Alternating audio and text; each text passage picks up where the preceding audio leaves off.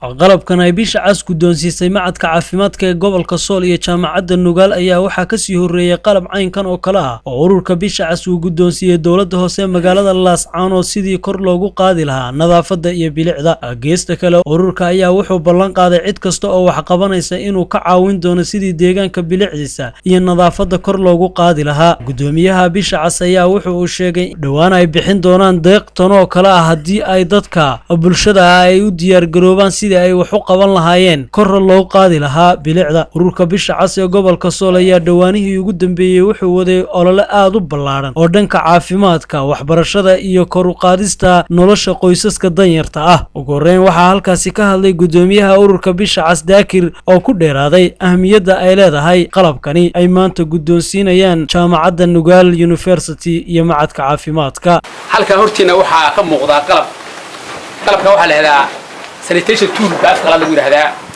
ama qalabka nadaafadda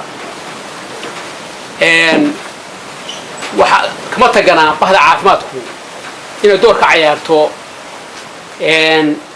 maadaama aanu ku jiro caafimaad istiraatiijiyadu ay qayb weyn ka tahay caafimaadka kama taganin in ka hortagiina la sameeyo. waxaan markaa door bidnay waxaan aragnay noo muuqatay magaalada hawlo badan baan ka qabanay. waxaan noo muuqatay magaalada in ay ama magaalooyinkaba tan kaliya wax nagu baanan talagelin in ay jirto baahi xagga sanitation toolka oo dadkii uu committee ku yahay inuu xifiiqo. waxaan noo muuqatay actorska ugu involvesan oo hawlahan committee ku ah inay kow ka yihiin maxadka caafimaadka oo iyo jaamacadda oo qorsheynay inaan wixii awoodeeda oo sanitation toolka inaan ka kabno. hadda ka hor dooda hoos aan siinay waxaan siinay inta hadda aan siino in leeg baan dooda hoos siinay. marka waa qalab muhiim ah, waa amaanada waxaan rabnaa inaad wajabi karaan oo xumaan karaan oo waka.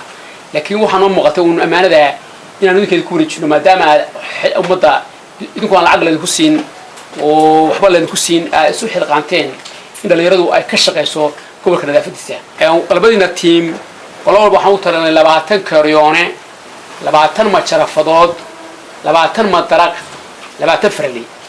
marka dhan laga eegana waa maxma oo kulli isbetel tanandani la'aanta way dhantaa oo marka hooyan dee meeshay gacanta ay qaateen marka 20 majarafadood 20 karyoone ay la boodeen oo campaign-kuna la yunaad gareeyo. annaga qaar kale aan hawshan waa sii wadanaado cidaan u aragnaba haween arinta waanu ka taageerana insha Allah.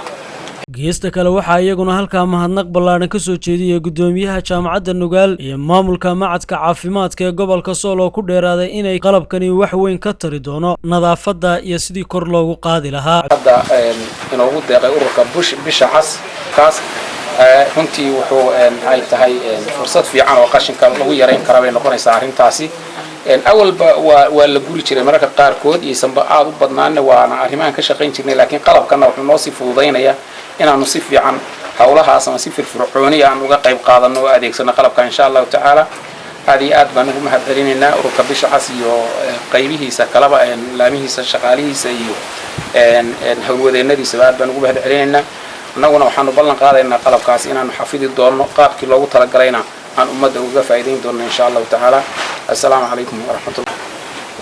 waxaan mahad ballaaran soo jeedinayaa SRCS ururka bisha cas oo guddoomiyaha ka yahay gobolka Axmed Daakir. runtii waxa weeye wax qabadka uu ka qabto gobolka waxa ay kaga jirtaa kaalin weyn intii ay socotay jaamacaddu hiil iyo hooba waa la garab taagnaayeen. mahadna waa ugu haynaa.